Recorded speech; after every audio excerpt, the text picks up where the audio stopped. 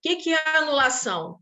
Anulação é um ato administrativo que extingue da ordem jurídica um outro ato administrativo, por vício de origem, produzindo efeitos ex tunc, ou retroativos. Então, qual é o detalhe que a gente tem aqui importante da anulação? O fato da anulação ser um ato que vai extinguir da ordem jurídica um outro por vício de origem, ou seja, o ato anulado é aquele que tem uma ilegalidade em algum dos seus elementos de formação. O ato nasceu viciado ou na competência, ou na finalidade, ou na forma, ou no motivo, ou no objeto. Então, no elemento de formação, em algum deles, ou alguns deles, ele tem um vício. Por isso, quando esse ato é anulado, o ato que anula produz efeitos retroativos, efeitos para o passado, porque o objetivo é retirar o ato que nasceu viciado do ordenamento jurídico e também os efeitos que ele produziu. Por quê? Porque se o ato nasceu viciado, os efeitos que ele produziu também são viciados. Não tem como um ato que é eivado de nulidade, de ilegalidade, gerar efeitos válidos. Então, se o ato é inválido, os efeitos que ele gera também são efeitos inválidos, tá? Então, a anulação tem essa natureza. Ela vai extinguir um ato administrativo com vício de origem, por isso ela produz efeitos ex tunc, ou efeitos retroativos. A gente vai ver lá no artigo 51 da Lei 5.427 e no artigo 54 da Lei 9784, essa disposição a respeito que trata da anulação e da revogação. Então, se vocês estiverem aí com a legislação, puder abrir, vamos dar uma olhadinha lá na Lei 5.427. Artigo 51. Dispõe assim: a administração deve anular seus próprios atos quando eivados de vício e ilegalidade e pode, respeitados os direitos adquiridos, revogá-los por motivos de conveniência e oportunidade. A gente vai ver essa redação no artigo 54 da Lei 9784, de 99, que é a lei que regulamenta o processo administrativo federal.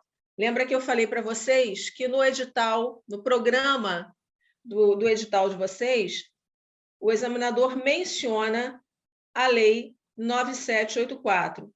Então, o artigo 54 da Lei 9784 dispõe assim: o direito da administração de anular os atos... Aliás, artigo 53. A administração deve anular seus próprios atos quando eivados de vício e ilegalidade e pode revogá-los por motivos de conveniência e oportunidade, respeitados os direitos adquiridos. Então, aqui a gente tem a mesma disciplina, a mesma redação da Lei 5.427 de 2009. Agora, a gente vai ter uma diferençazinha do artigo 53 da 9784 para o artigo 51 da 5.427. Nota que o artigo 53 da 9784 não tem o parágrafo único. Está aqui, ó, que a Lei de Processo do Estado do Rio de Janeiro tem. Então, esse parágrafo único é uma diferença bastante relevante na nossa lei. O parágrafo único do artigo 51 da Lei 5.427 dispõe assim: ao beneficiário do ato deverá ser assegurada a oportunidade para se manifestar previamente a anulação ou revogação do ato.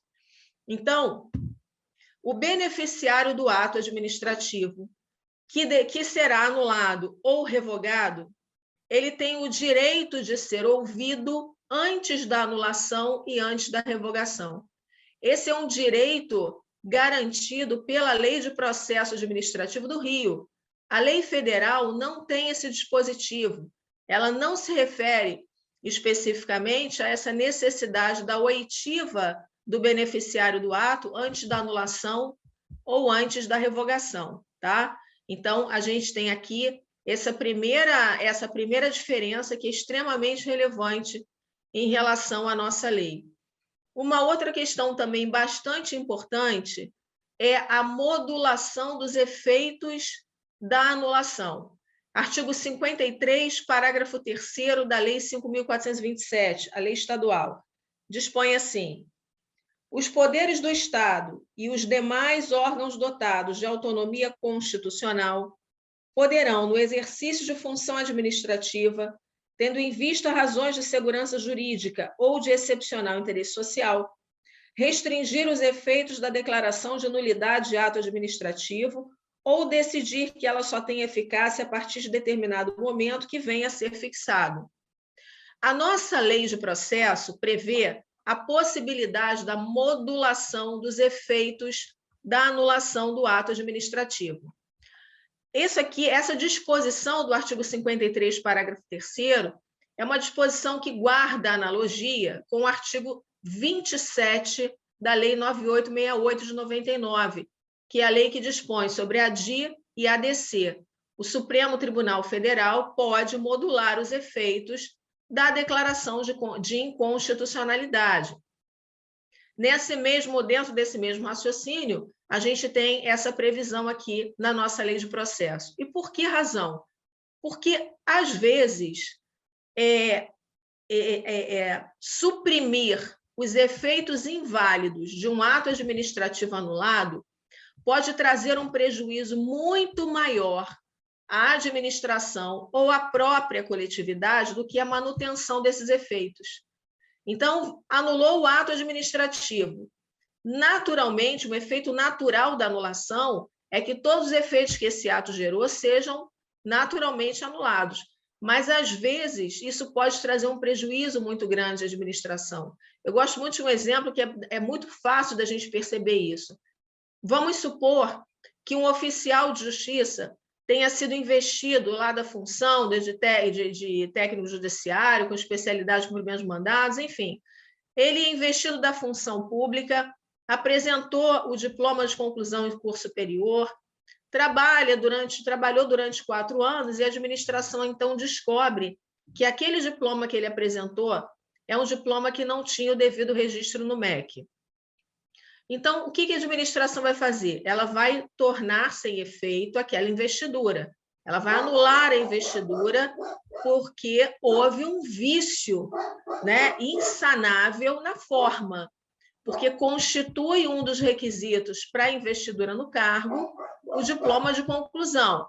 Se esse diploma foi apresentado, um diploma, entre aspas, né, falso, frio, faltou um requisito essencial de forma para a investidura. Então, a investidura é anulada. Quais são os efeitos que produzem a anulação? Efeitos retroativos, ex tunc, ou seja, está anulada a investidura e estão anulados todos os atos praticados por esse agente ao longo de 4 anos. Mas você imagina o prejuízo que isso poderia gerar à administração e a terceiros de boa-fé, inclusive? Então, o que a administração faz numa hipótese dessa?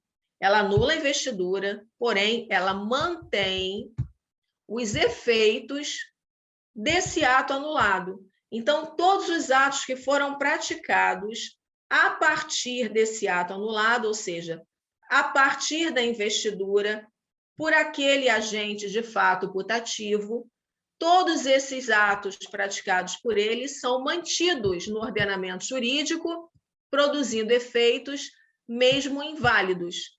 Por quê? Porque excluí-los, retirá-los do ordenamento jurídico traria muito mais prejuízo. Então, boa noite, Érica, bem-vinda. Então, a administração, com isso, o que ela faz? Ela modula os efeitos da anulação. Ela anula o ato de investidura, porém atribui a essa anulação efeitos ex nunc, efeitos prospectivos. Para quê? Preservação do princípio da segurança jurídica, preservação da confiança legítima, direitos, né, de terceiros de boa-fé, supremacia do interesse público, são objetivos dessa modulação. A União pode modular? Pode. Mas existe previsão na lei federal da modulação? Não.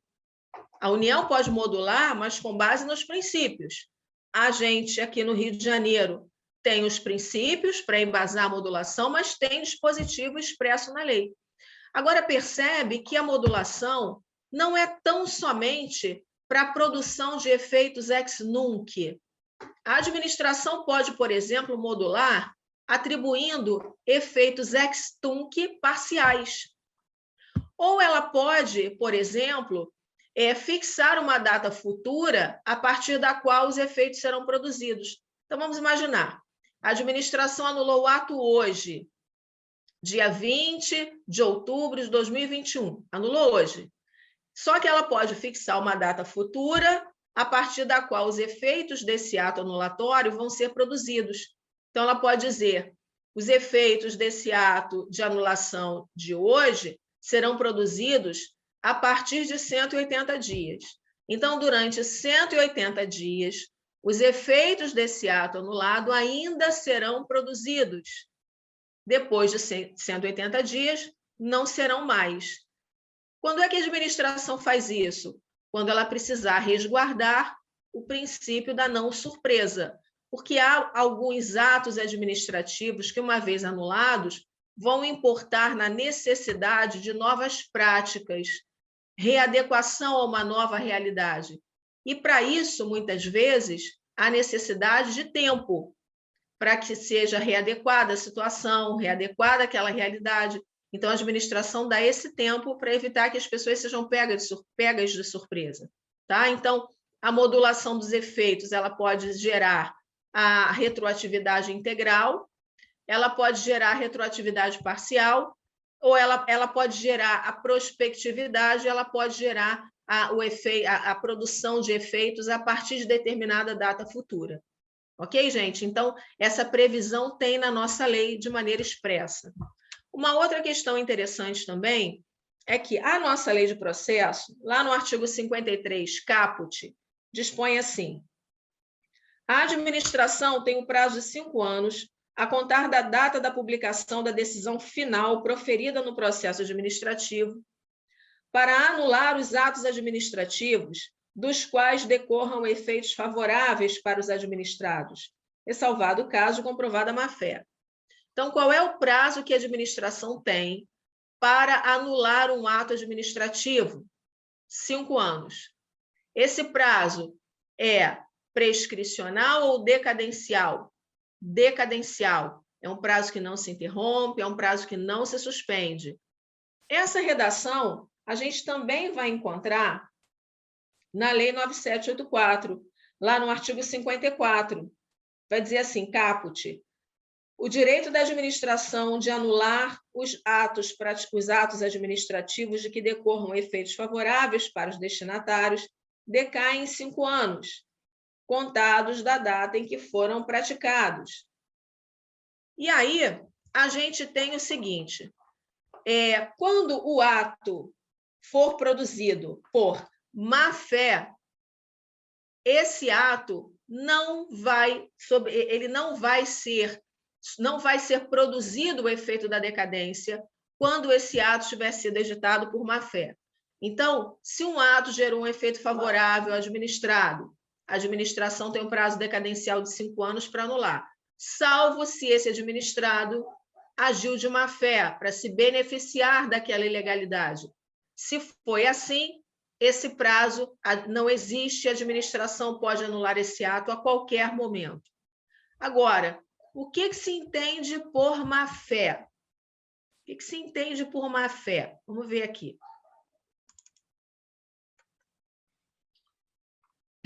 O professor Diogo de Figueiredo Moreira Neto diz assim: sem prejuízo da ponderação de outros fatores, considera-se de má-fé o indivíduo que, analisadas as circunstâncias do caso, tinha ou devia ter consciência da ilegalidade do ato praticado. Então, essa visão do professor Diogo de Figueiredo é uma orientação para a gente do que a gente pode considerar como má-fé. Então, um indivíduo que, analisando ali as circunstâncias, ele deveria ter ou poderia ter a consciência da ilegalidade. Então, essa aqui é uma ideia para a gente ter do que se considera má-fé para efeitos do artigo 53 da lei federal ou do artigo 54, ao contrário, artigo 53 da lei estadual, caput, e artigo 54, caput da lei federal. E um outro detalhe aqui também importante, está lá na súmula 633 do STJ, que diz assim: a Lei 9784 de 99, especialmente no que diz respeito ao prazo decadencial para revisão de atos administrativos no âmbito da administração pública federal, pode ser aplicada de forma subsidiária aos estados e municípios, se inexistente norma local e específica que regule a matéria. Então, o STJ entende, ele considera que as normas da Lei 9784, especialmente aquelas que dizem respeito a prazo decadencial, para que a administração reveja atos administrativos, elas podem ser aplicadas a estados e municípios, desde que não exista lei local. No estado do Rio de Janeiro, existe lei, nós temos a Lei 5.427. Então, obviamente, aplica-se a nossa lei, o prazo da nossa lei, que é o mesmo da lei federal. Mas é importante que você saiba que essas normas da 9784, elas podem ser aplicadas a outros entes federativos se não existir norma de regulamentação por esses entes, e isso é o que está na súmula 633 do STJ. Ok, gente?